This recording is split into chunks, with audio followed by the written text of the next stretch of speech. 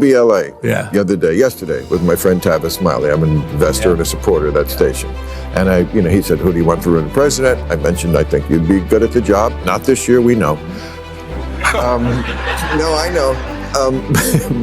But he said, I don't think he could win. I don't think he could win. He's too progressive coming from this state and what he's done in this state to win in any southern state, any red state. I disagreed, but now this is a progressive African-American owned station, and I'm sure they like you, but doesn't think you could. Have already proven their incompetence and poor leadership during the Los Angeles wildfires. Now, as we experience rampant lawlessness and civil unrest, it's never been more clear they're unable to respond effectively and responsibly during calamity. Whether it's sheer incompetence or outright malevolence, the reality is stark. California's in a state of turmoil, and I ask my fellow Angelenos, why are Gavin Newsom and Karen Bass still in office? How much more of their destructive decision-making masquerading as leadership are we going to talk? Everyone knows Bill Maher has a bit of a soft spot for Gavin Newsom, but even that hasn't stopped him from unloading on California's golden boy for turning the state into a dumpster fire.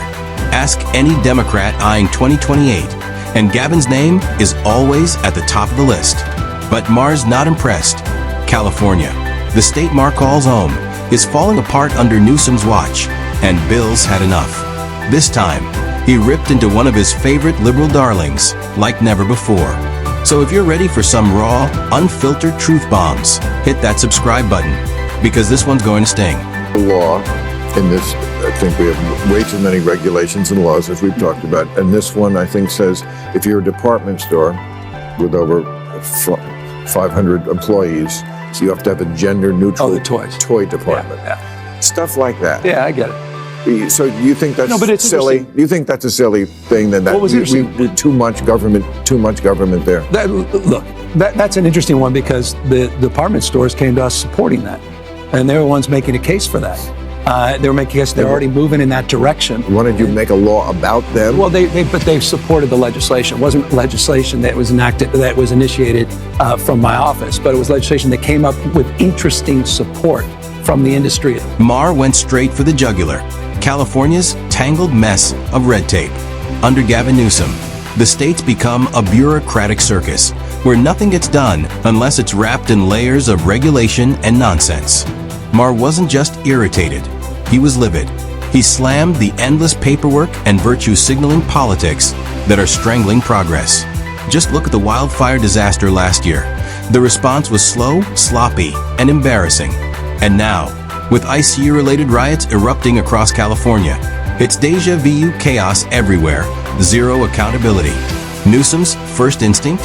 Side with the mob and pick a fight with Trump instead of leading. 10 years. The fear, the horror, the hell is this guy? Come after me, arrest me, let's just get it over with. Tough guy. You know, I don't give a damn. But I care about my community, I care about this community. The hell are they doing? These guys need to grow up, they need to stop, and we need to push back. And I'm sorry to be so clear, but that kind of bloviating is exhausting. So Tom, arrest me. Let's go.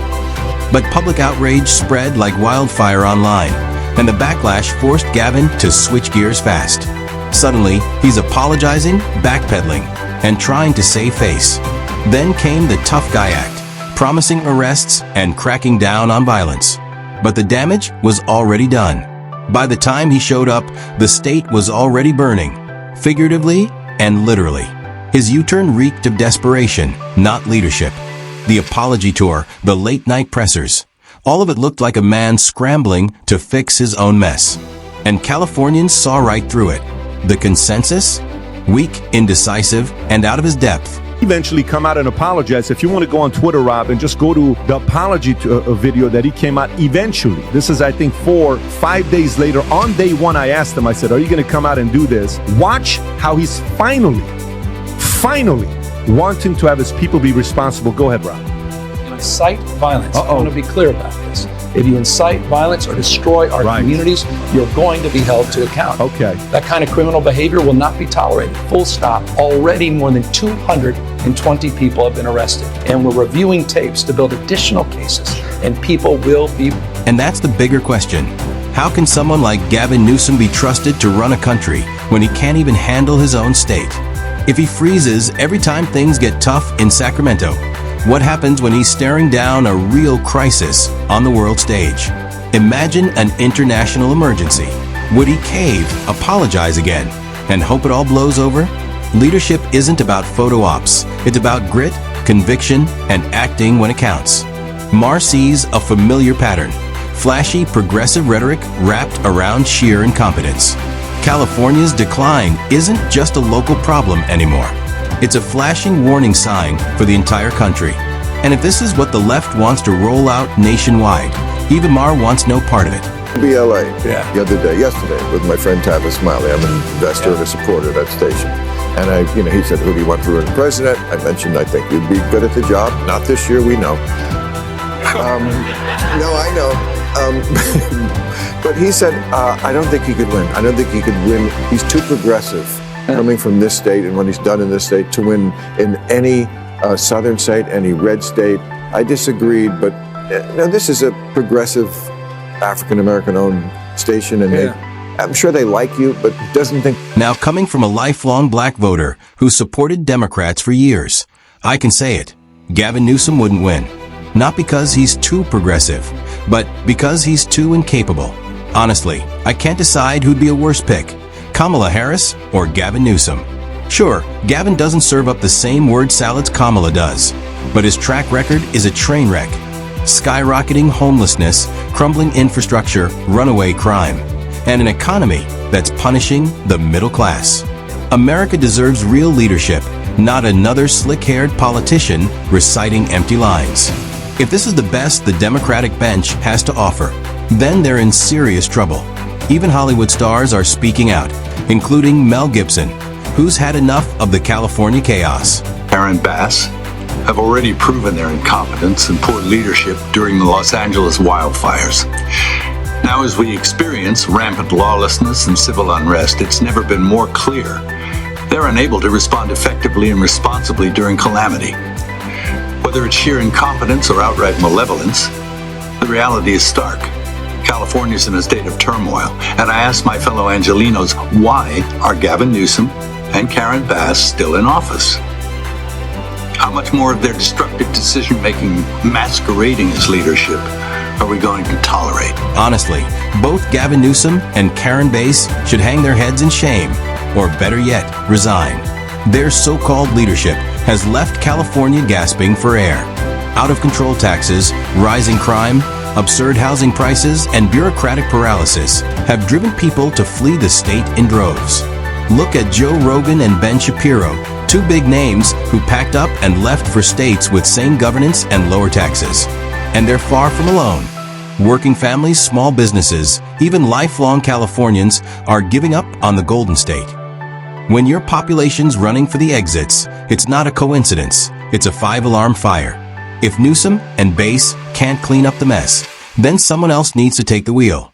Bill O'Reilly certainly thinks so. Open it up. It doesn't seem to be an organic display of protest. That means that it doesn't have a constituency among regular people. The Los Angeles protesters were fueled by very militant far-left organizations that passed out masks and frozen water bottles and other forms of protection for the protesters. Same thing in New York. This is all organized by the far left, but the people aren't coming out. In fact, on Tuesday night at 9 o'clock in New York, everybody went home. In fact, I guess they were hungry. So this is kind of contrived, and the media hoped it would explode into something more so that Trump would look bad, but that doesn't seem to have been the case. O'Reilly didn't drop names, but let's not kid ourselves. We all know who he's referring to. The governor who hesitated to condemn the riots, offered mealy-mouthed statements, and seemed more worried about optics than order? That's Gavin. There have even been whispers about protest organizers being supplied with masks, frozen water bottles, and other materials, raising the obvious question: who's footing the bill? If left-wing groups tied to Newsom are even remotely involved, that's not just scandalous, it's dangerous. Leaders are supposed to restore calm, not secretly fan the flames. And if any of that's true, California deserves straight answers. Governor Newsom wanted these demonstrations to explode so he could use that as a political cudgel against Trump and elevate himself into a left-wing candidate for president in 28. And let me back that up. So when you have the police chief of Los Angeles in a press conference saying, we're outmanned, we can't control the violence, the fires on the cars, the throwing objects at our own police and ICE agents, we can't control it. And you don't have the governor immediately sending the National Guard down to help the LAPD, then you know the governor doesn't care or wants it to explode. And that's what I believe Newsom. And O'Reilly's not wrong. Newsom might not have officially jumped into the 2028 race yet, but he's acting like a man who's already campaigning. From his media blitz to his podcast diplomacy, everything he's doing screams future candidate. He's rebranding, cozying up to moderates, pretending to bridge divides, the whole act. But here's the problem. You can't pander your way to the White House by putting public safety at risk. Turning a blind eye to lawlessness and chaos might win him a few cheers from the far left, but it leaves everyday Californians exposed. The job of a leader is to protect, not perform. If this is how Gavin behaves under state pressure, imagine him handling national crises. O'Reilly even pointed out how New York managed its unrest better, and he's right. They didn't want it to explode, and it's easier to control it here because the city is so claustrophobic, and the cops know how to do this, and they did a good job. So they didn't give the miscreants a lot of room to set anything on fire or things like that, and you didn't need the federal. That's what leadership looks like, taking decisive action before things spiral. The governor of New York, also a Democrat, wasted no time stepping in when tensions rose. She enforced the law, secured the streets, and sent a clear message. Chaos wouldn't be tolerated. No pandering, no waffling, just leadership. Meanwhile, Newsom's response was the exact opposite. Slow, hesitant, and overly calculated. His obsession with politics over people left businesses destroyed and communities shaken. That's the difference between a governor who leads and one who campaigns. Or the notion we just have to continue to talk to ourselves or we're in the same damn echo chamber. These guys are crushing us. The Democratic brand is toxic right now. We had a high water mark 2 weeks ago, and that was a CNN poll at 29% favorability. It's dropped in the NBC poll down to 27%. It's one thing to make noise, but you also have to make sense. Ironically, Newsom's right about one thing. The Democratic Party has become a mess. It's so caught up in virtue signaling and internal infighting that even its loyal members are bailing. Just look at former White House Press Secretary Karine Jean-Pierre, who quietly announced she's leaving the party. She didn't spell out why, but come on, the dysfunction speaks for itself. When insiders start jumping ship, it means the cracks have turned into canyons. Newsom might still be clinging to power, but even he can't ignore the writing on the wall. The Democratic brand is collapsing under its own hypocrisy. And if something doesn't change fast, there won't be much left to defend. And with that, we'll wrap things up. If you enjoyed this breakdown, don't forget to hit like and subscribe. We've got plenty more truth coming your way. Thanks for watching, and I'll see you in the next episode.